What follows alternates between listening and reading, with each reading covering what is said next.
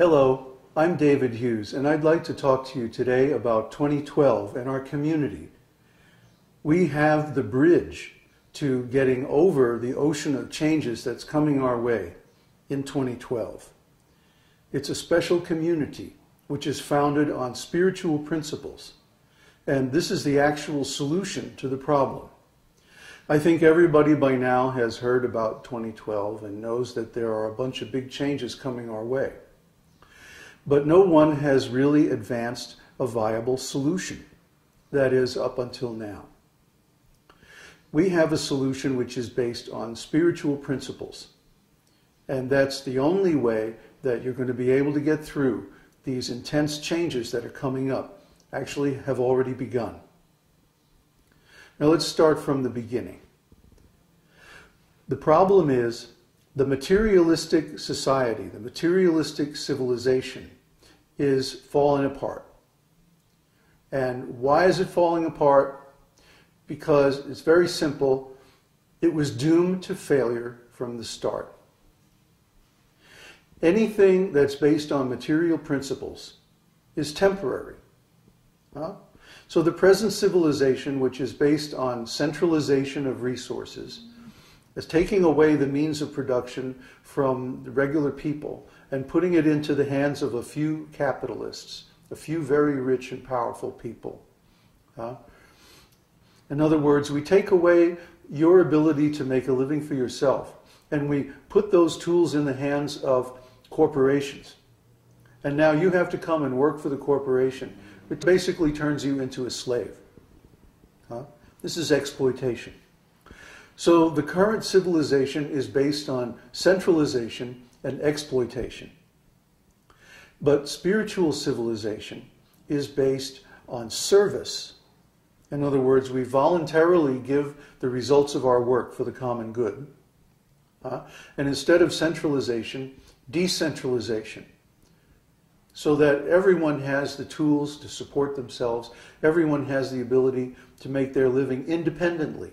They don't need a big corporation. They don't need a huge marketing program to make their living in this world. And that makes everything so much easier. The world civilization has reached the end of its rope. The karma has come due. The karma for thousands of years of exploitation. And because this karma is coming due, it's a measure of the time that nobody is going to be able to stop these changes. I mean, we just elected a new president in the United States, and everybody has high hopes for him. But the fact is that the force of the time is stronger than any one individual, any one country, or even the population of the whole world.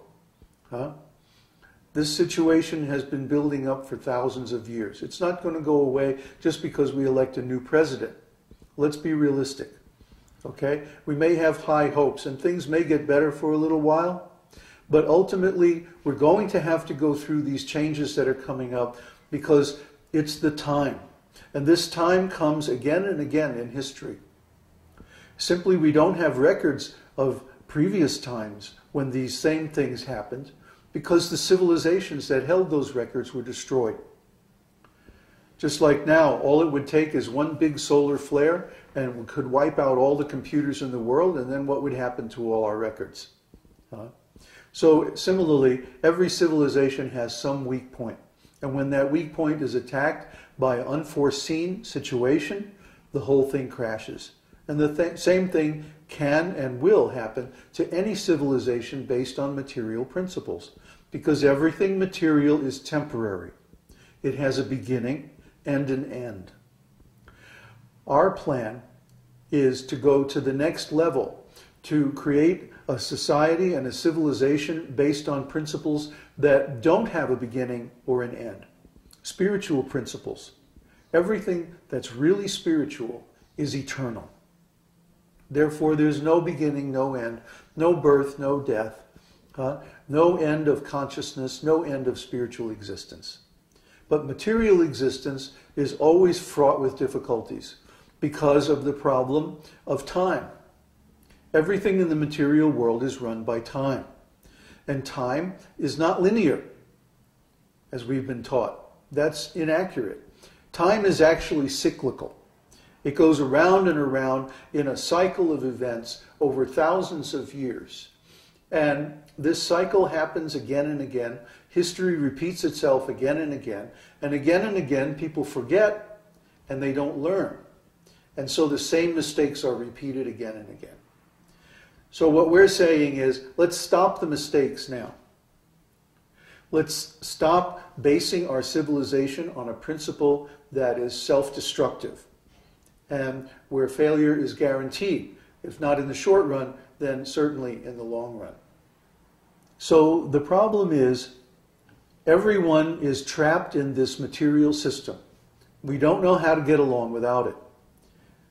We haven't come up with a way to survive, to make our living, without depending on this huge system. So what are we going to do? If we stay in the material system, we are going to be crushed. Just like if you're on a ship in the middle of the ocean and the ship sinks, then basically you're screwed. You're going to be going down with the ship. So do you want to go down with the ship, or do you want to bail out into a lifeboat and try to survive? Well, of course, being in a lifeboat seems a lot less secure than being on a big ship. But if your lifeboat is properly managed, then it can get through the ship sinking and heavy weather and everything. Of course, it's more dangerous. Pioneering is always dangerous. But we have a better plan. Now, some people are saying that we have to fight against tyranny, that we have to stop this process of material exploitation and start a new government or start a new society that's based on different principles. But if you start another society or another government based on material principles, doesn't matter whether it's capitalism or communism or freedom or dictatorship or whatever it is, it's still going to fail because those principles are material. Try to get this through your head.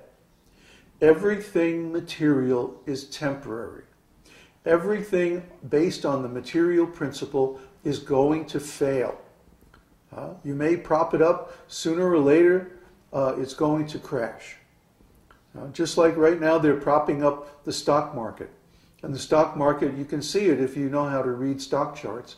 You can see it's being manipulated and money is being pumped in to keep it up. And then the day of the election, the day after the election, immediately the stock market started going down again.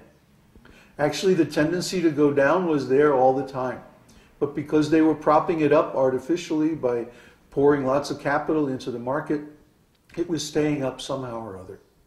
But as soon as that artificial influence is taken away, the whole thing went down. So this is what's going on in the material world. Everything has a beginning, like a conception, and then a gestation, and then a birth, a childhood, a middle age, an old age, and finally it dies. That is the nature of everything in this material world. So if we start another civilization or another community based on material principles, it doesn't matter what ism we use, doesn't matter what economic principles we use, it's still going to fail in the long run. So our solution, our bridge from this side to the other side of 2012 is spiritual community. Now let me make a distinction right away between religious and spiritual.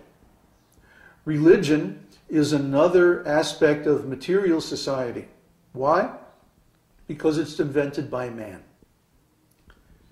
Religion always has a beginning and an end. It has a founder, and then it lasts for some time, and then again it goes away. So religion is also a material thing. Now we're not saying that God is material. God is certainly not material. And there's also a spiritual truth which is connected with God, which is not material, but spiritual. And that truth is eternal. So we have to learn those spiritual truths.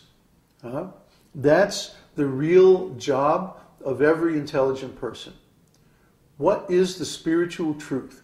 What is the eternal verity underlying the existence that we perceive with our material senses?